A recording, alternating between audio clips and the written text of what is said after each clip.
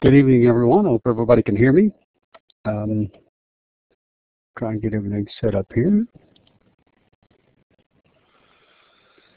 If you can hear me, please type in the chat box so I know I'm not just talking to myself. It's not the first time I've talked to myself, obviously, but, well, it may not be obvious, but it's not the first time I've talked to myself.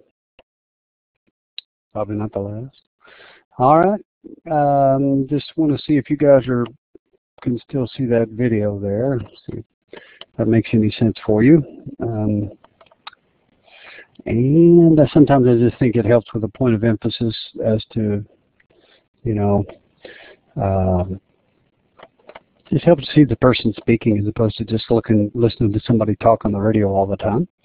And then the next thing for me is to start my applications here.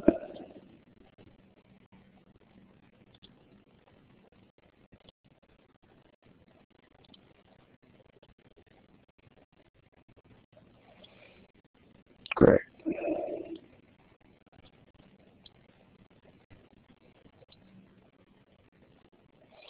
Hope everyone can see the Excel spreadsheet that I have open. Does that work for you, Rory? Can you see it? Awesome. Thank you, sir. Well, I'm lucky. I'm back in my office again, 2 weeks in a row. Pretty happy about that. So thought I would try something a little different this evening, and let's see, make sure that it doesn't work for you. You're going to have the book that you can read about all of this time value of money, and you're going to, in the doc sharing is all the spreads, all the PowerPoints that the publisher puts together that you can look at as a reference. We're certainly going to, as part of your discussion and homework this week, you're going to ask everybody in the class. So we have 100 people in the class, and they're all going to go out and they're going to find tutorials to post links to those tutorials as a resource for everybody in the class to know how to do this. So there are going to be a lot of ways for you in this class, no matter how you learn or how you process, there should be something there for you to teach this subject matter that may be a little difficult for you. If you're not familiar with Excel or don't do a lot of math, this may want to be the harder parts of the class. But let's see if I can make it simpler. And I think the way for me, the way my brain works, the way to make this simple is to talk about it inside Excel. Don't get freaked out if you're not an Excel person. I got a couple of emails on that last week, which I thought was, you know, pretty simple, straight ahead Excel. But if you don't use Excel, I can see how that could be difficult for you. But as part of a business major at A&M Commerce, hello. Y'all need to get going on Excel. It's very, very, very important. So what I'm going to do is just talk about the time value of money and the book's view versus my view. And I would simply say time value of money is based upon the principle of, would you rather have your money now or would you rather have your money later? And if you're going to have your money later, don't you want to get some premium for that? Don't you want to get paid for having to wait to get your money? Well, sure. I mean, would you rather have, so let's talk about it. Would you rather have $100 now or $110 a year from now? Well, at $110, that's 10% interest. It's a lot more than anybody's paying on a house note or a car note these days, right? So what is the right amount of money to get paid to wait to get your money? And there's just a lot of things related to that. We'll talk about that when we talk about interest rates. But I'm going to talk to you tonight more about how to think about it mathematically as it relates to, and try and put it in some terms that make some common sense to you so that you can understand how this works. But really, the point is that money right now is worth more than money later, because money later is a promise for money later, and there has to be some calculation of the risk, etc., related to I may or may not get paid on that at some point in the future. So and if you have it now, you can have the use of the money. You can do something with the money. You can, you can build a house. You can go on a vacation if you have the money now. But if you have to wait for the money, that's something quite different. And so there's just this notion of money now. It's fundamental tenet in finance is that money now is worth more than money later. And you can actually put a value on the net present value, the present value, the net, if you strip everything out of what's the present value of a stream of revenues of incomes, revenues of incomes over a period of time, and net that back mathematically as to what you estimate the value of that stream of payments to be. And that's what we're talking about on the time value of money. So we're going to begin to look at some different ways to look at this and read the book, take the quiz. One thing that's different about the quiz this week is it's really going to be in two parts. You're going to have a discussion item, which is you're going to have to post your links to your favorite tutorials that teach you how to do a net present value or an IRR calculation. Two, you're going to take the traditional quiz inside the course shell, which is going to be half the size as it was most every other week. So half the size of the normal quiz. And then we're going to break out and put independently a homework or on net present value in Excel. And the reason that we're doing this is that the university wants to be able to track how well the students are doing learning the basics of time value of money in Excel. And I used to embed the questions into my quiz, but by being embedded into the quiz, they could not get the level of analysis that they desired at the College of Business as it relates to evaluate how well we are doing in this category. Therefore, there's a separate spreadsheet that you have to answer a bunch of questions on, and there's the basic, simple, and an intermediate level questions around time value of money, and how you calculate and how you do that and how you answer those questions are going to be answered largely through this lecture tonight, and then through the tutorials that you're going to you see posted from yourselves and others as to links and ways for you to learn how to do this. So it may seem hard at first, but it should be fairly easy at the end. So let's just jump right into it. So one, no PowerPoint. The quiz is quite different because you're going to have a quiz and you're going to have a spreadsheet in doc sharing that you need to fill out, and you're going to have the discussion. We talked about book view versus my view, and then money now versus money later. So I'm going to talk about simple versus compound interest. So simple interest is as simple as this. Let's say I've got $100, and I'm going to earn 8% interest on that money. So at the end of the year, I've earned 8%. And a simple interest calculation, each month then, each year, for example, I would earn that same $8 on that same $100. So at the end, I would still have my $100 that I had to begin with, and I would have earned 10 years time, that's $8, or a total of $80, right? So my total ending balance would be $180 because I earned $8 each year on the $100. That's very simple. The power of compound interest is quite different and quite a bit more compelling. If you take that same set of facts with one small change, where if you said I have a beginning amount of $100 and I earned that same 8%, as you can see, I've got $100 times 8% in this formula. And by the way, all of these spreadsheets are out in doc sharing, and you can just go get them. You can follow along. You can, if you want to go back and watch the lecture later, have this open and follow along, you can do that. But so at the end of this period, you have 108 because you have 100 plus the interest earned, so you have 108. At the beginning of this period, because I left the 8% in, I begin to compound on it. So 8% on 108 isn't 8, it's 8.6, right? Same formula as above, but based upon a different calculation. So at the end of this period, I have 816. As you can see, as this cascades down, as the interest earned each month is higher because the principal on upon which that 8% is being calculated, you ended up with a very different ending amount at the end of that period of time because you have compounded the interest. You have rolled the interest back in. You have just rolled it over. And this is the real fundamental difference between simple interest and compound interest. This compounding effect is the time value of money. As you keep compounding, it keeps getting bigger and bigger and bigger because you just keep rolling it back in. Right? Another way to try and show this is a simple compounding chart. And this is over 1, 2, 3, 4, let's say the same 10-year period. And all I did was just build a table out here that had, you know, kind of 1, 2, 3, 4, 5, 6, 7, 8, 9, 10, and then kind of percentages of increase. But you can see here that all it really does, I'm sorry for the jumping around here, but if you only have 1%, you barely begin to climb up.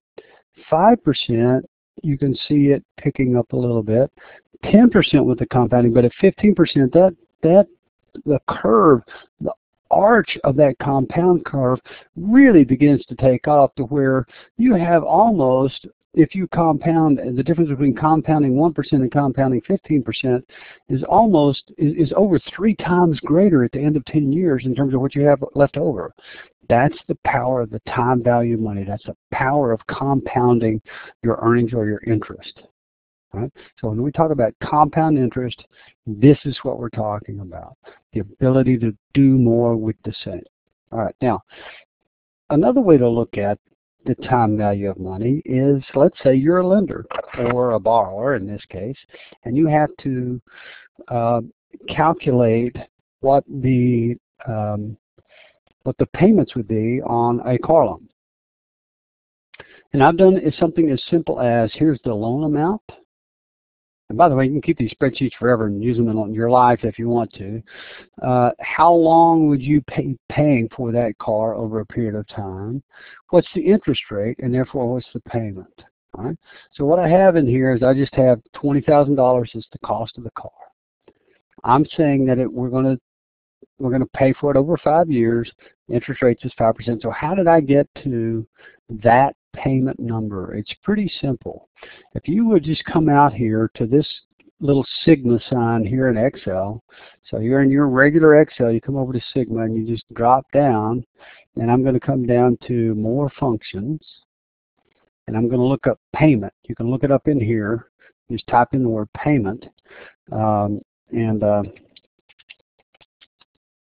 it will bring up, you know, the one that it thinks is the most likely, which is payment. And I'm going to say, okay, I want payment. The rate is going to be 5%, but it is not just 5% because I'm looking for the monthly payment, not the annual payment. So that's 5% annual interest. So I divide it by 12 to get to my monthly interest. A number of periods is a little bit different because this is an in per, which means how long are you going to pay for this? What's the number of periods in which you're going to pay for this? And so in this category, I'm going to come over here. You can click here and it'll give you something to go to, but I'm just going to come over here and I'm just going to click on the number of periods, which is 5. But it's monthly that I'm looking for, not an annual number, so that's 5 years. So I'm going to multiply that times 12. And then what's the present value? The present value is, what's the cost of the car? So I just come over here and take this number, and I say, okay, voila, that's my payment calculator. That's how much my payment is going to be right there built into your Excel. So the next time you're going to buy a car, you can go figure out what your car payment's going to be. The next thing I did was I took to get to the total payments, I just took this payment number times 5 years times 12 months. Therefore, I know over a 5-year period of time, I bought a $20,000 car, but I actually paid $22,645 for it. Simple? Any questions? Good. We're going to take it to the next level. Let's say you had a home loan. And I have come here and I've just done some very simple math and some very simple tables here. And oh, I should have made that my beautiful blue and gold for annual commerce, right? So the loan amount, let's say it's a $100,000 house, and your amortization period is 30 years. 30 years? Are you crazy? I'm going to make payments for 30 years? Guess what? Most house notes are denominated in 30 years. That's how you get your payments so low to buy something that expensive. So if I said, using the same methodology I use for the car payments, I've got a $100,000 house, I'm going to pay for it for 30 years, my interest rate is 5%, and therefore my payment is going to be that, and over 30 years, I'm going to pay $193,000 for a $100,000 loan. Man, is that a good deal or not? I don't. Wow, let's take a look at that. See if we can understand that a little more. So back to this notion when I was doing my compound versus simple interest, really simple, but think about the compound interest chart I did here, but think about it in the reverse where I'm going backwards, not up in earnings. So I have right here my ending loan balance on day one is $100,000, so my beginning balance here is that. Now I know my payment is $536.82, right? So that's what's in here. Well, I go back to my interest calculation and I can calculate my interest, right? So you can see the formula up here, or I can double click on it and the formula will pop up and show you where I got the numbers. So it says J7, which is the principal amount, times the interest rate divided by 12. Therefore, I know that buried inside this payment number of $536 are two different things. One is the interest I'm paying to borrow the money, and then how much am I paying to pay down the note? And in a traditional schedule, that is not the same. It varies as you go along. And it's very important to note that these two, while the payment remains the same every month for 30 years, the amount that's actually interest and the amount that's actually principal changes each month. So if I know the payment is $536, and I know the interest is $416, then the only thing that can be remainder is that 536 minus 416 equals 120. And those two numbers together, guess what, equal 536. You know, if you just highlight a couple of numbers, you can look down here and you can see the average, the count, and the sum. So I'm just highlighting these two to double check this sum versus this sum. So it's exactly the same number. So to get to this number, I've simply just taken $100,000 minus the amount of the principal payment of 120 to get to whatever's remaining in my, at the end of that month, how much do I owe on that note? And therefore, at the beginning of the next month, this number ties to that number, right? That's all I'm doing. And I roll this forward and I can copy that down. Well, let's take a look. Let's say after a year, I've been making all of these payments on $100,000, and after 12 months, I still owe $98,500. I hadn't even amortized $1,500. So the principal payment over that period of time is $1,475. Well, gee whiz, when do I really start beginning to whittle this down? Let's go out 5 years. That would be 60 months. Well, at 60 months, I still owe $92,000. Oh, what the heck? Let's go pretty far out there. Let's see how many months I've built into here. And I've got, let's go to 180, right? So remember, folks, 180 divided by 12 is 15 years. Right? At 180 months, I still owe $68,000. I've been paying on it half the life of this loan. I've been paying on this for 15 years, and I still owe $68,000. And so and you will see out here that there's a break point where the interest is always more than the principal. And then finally somewhere out here, somewhere after 15 years or so, you can see that the interest becomes less than the principal, and then you can actually start accelerating the amount of what you're paid off. And finally, I'm out here at 294 months. Let's see how, if you take that divided by 12, and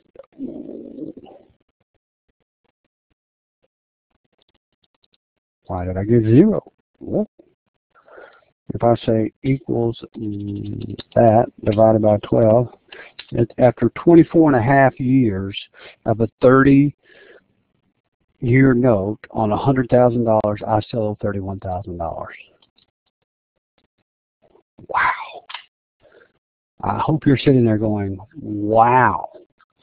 So as I come back up here to the top of my little schedule, I want you to remember this number. I'm going to equal this number, and I'm going to do something interesting. I'm going to hit F2, F9. I'm going to turn that into an absolute value, so it is no longer a formula. It is the number, whatever that number is. Watch this again. I'm going to hit equals. I'm going to hit F2, F9. Turns it into the absolute number.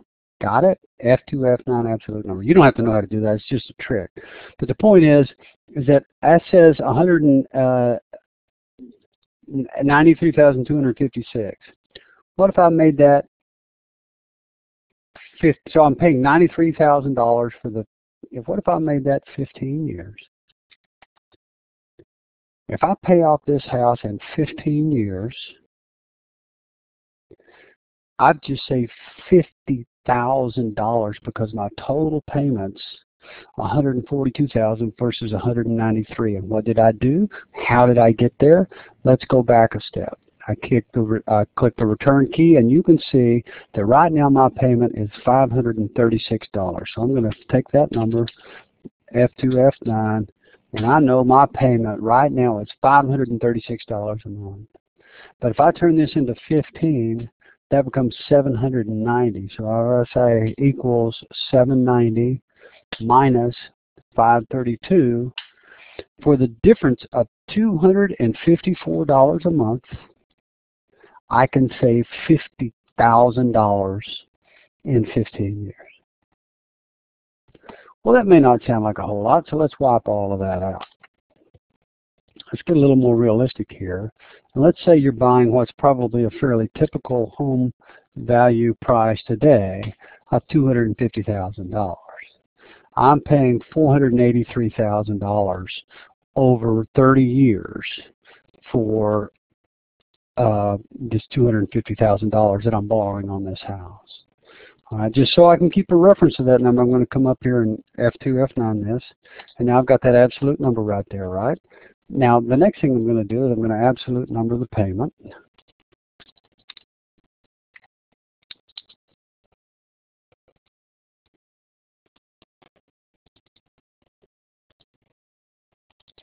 Now, let's make this 15 years and see what the difference is and what I can save here.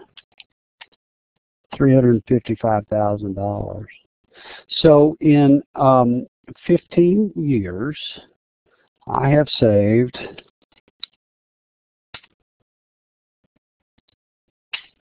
$127,000 on a $250,000 house. $127,000.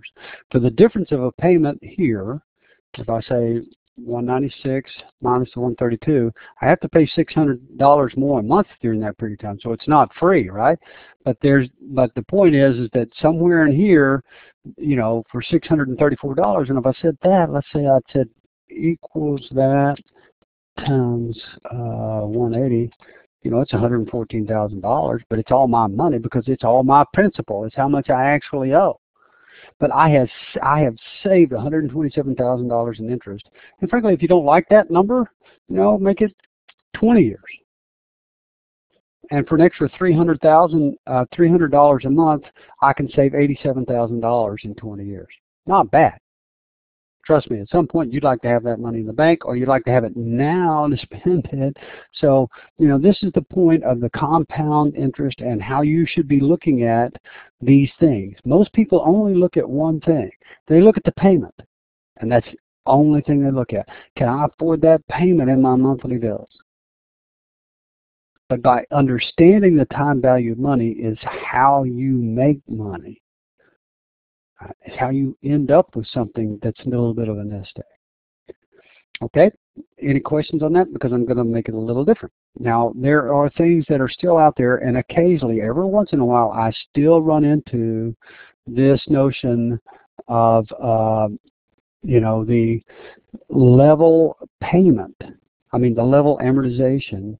So what I did was I took $100,000 and I divided it by 30 years times 12 months. So you can see that every month, very differently here in this column, the principal amount is exactly the same each month.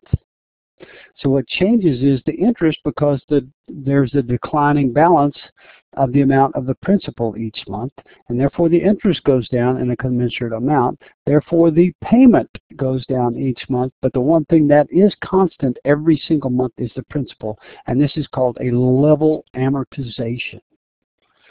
I would say in 1 of 1,000 loans I see it today, but 20, 30 years ago you saw it more.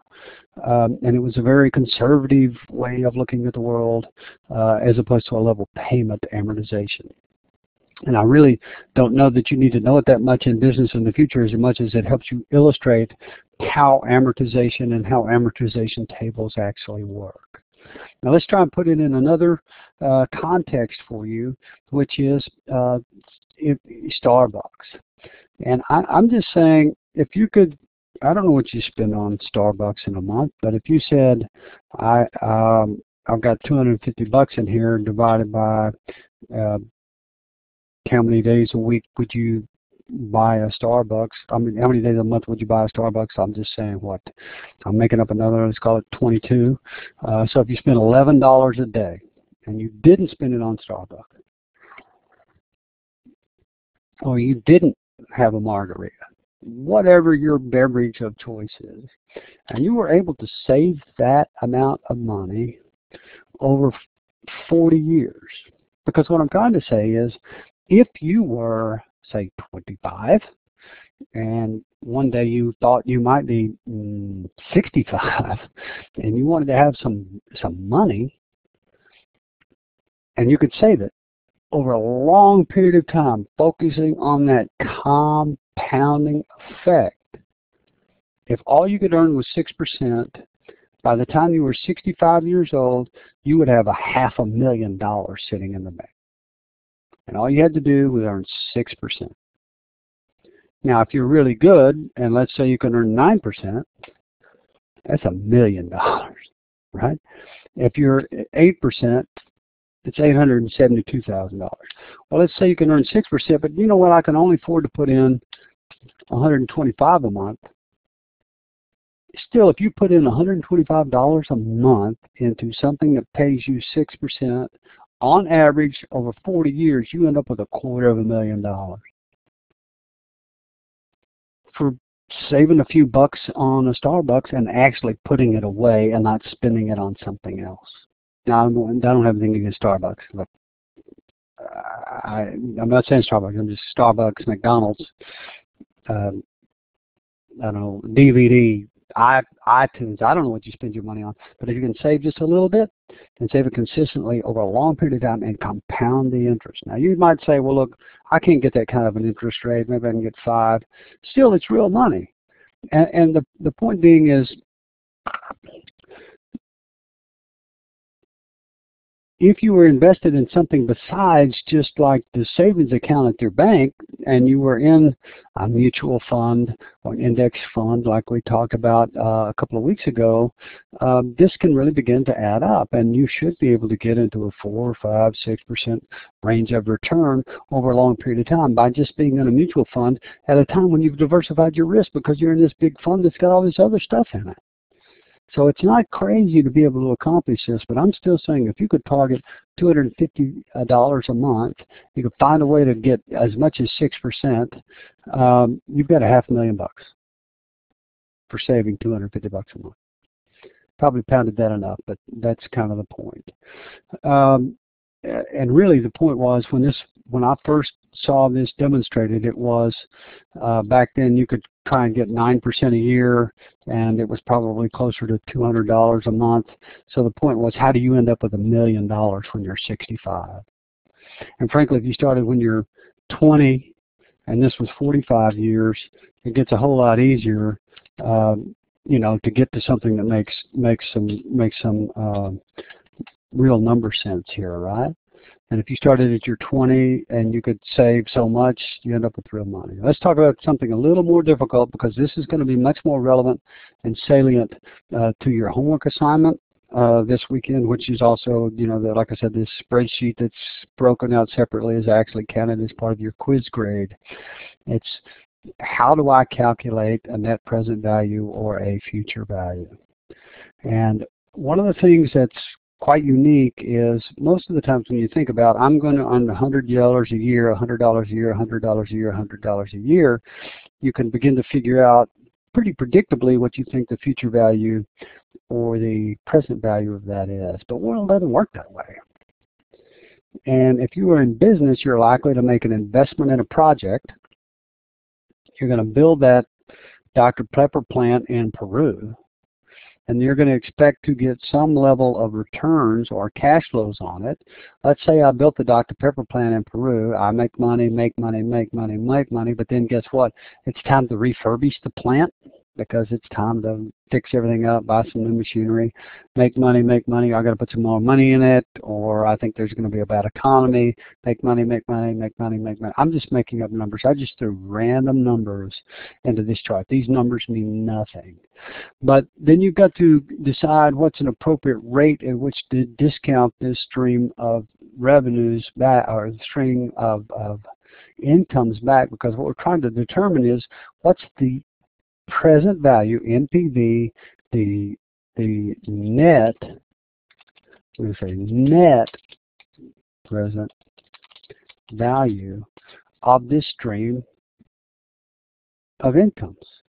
Because I'm saying net because that's if we calculate that, we can get the present value, but I'm trying to get to the net present value.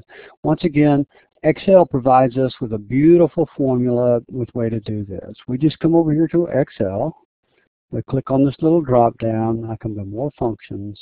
You can type it in here, but it just so happens that I use NPV.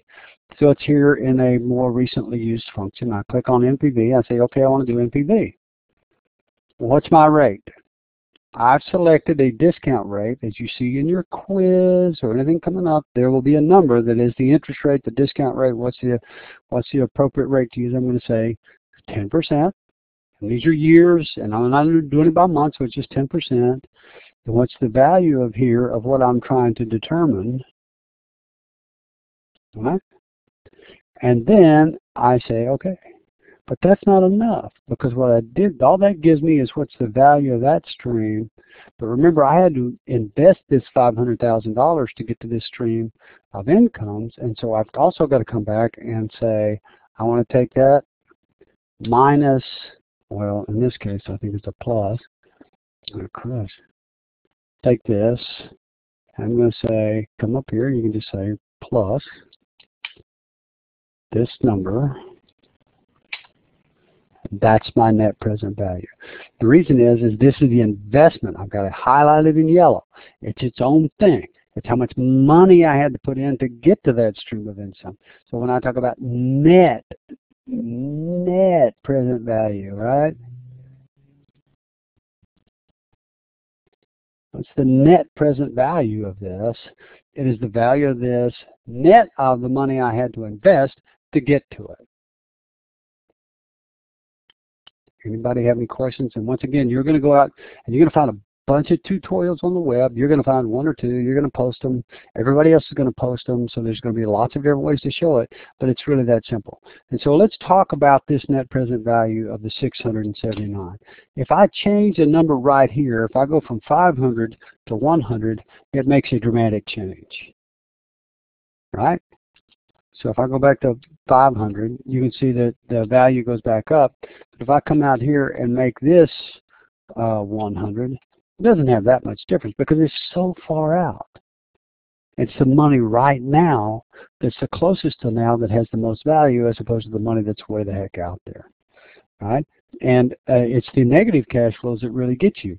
If these were just merely zeros, you can see the impact that it has. But if they're actually positive, you begin to have really significant impacts on the value. But the sooner the streams, the more valuable they are, and you can put any series of numbers in here you want, and it will change this calculation appropriately. And frankly, if you think you have this stream amount, right, then you could begin to say, well, how much would I pay to have that? And you can what if and say, how much would I be willing to invest? And if I did that, what kind of a return would I get?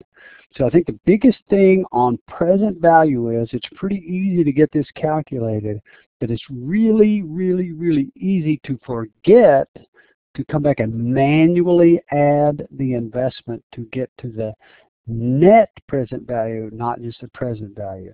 So everything you're going to see on these quizzes and everything's about net present value. It's a quirk in Excel. Why it works that way, I don't know. It just is. Okay. Now the next thing to think about is future value. So if you kind of forgot about this little column right here and said, hey, what's the, if I had this stream of revenues, I keep calling it revenues, and then stream of incomes, what would that be worth to me out here? So we can calculate a future value, right? And you can say, I'm going to come back over here to my little more functions, and I'm going to say, let me see future value. Okay, future value, and I'm just going to say my rate is the 10%, and the number of periods, I guess, is 12, and my payment is that. Oh, I guess I did something wrong. Let's take the 12 out. Let's see if that gives me my number. Ah, well, let's see what they did here. So I've got D3. Oh, divide times 12 divided C and C8. What did I do differently?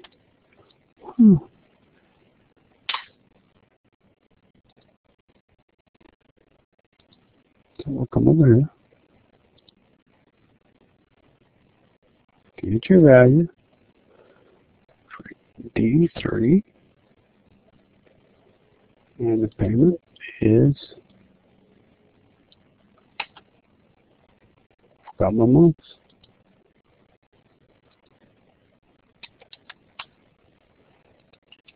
Well, I'm getting two completely different numbers here.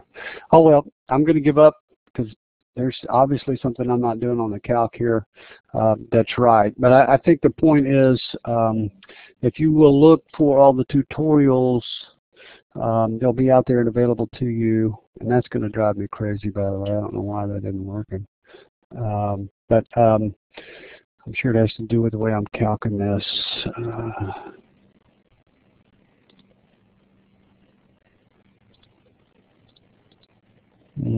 Anyway, anybody have any questions before we shut it down? Because that's really just kind of it, and it's all out there for you. This will be either a layup easy or it will be difficult, which is why I think you need to rely on the tutorials as much as you can. Any questions? Okay.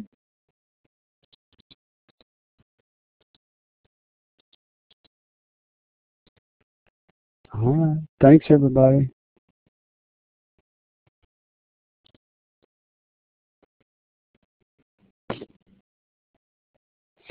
Talk to you next week. Don't forget to copy Bo on any of your emails to me. It just helps us to respond a whole lot faster.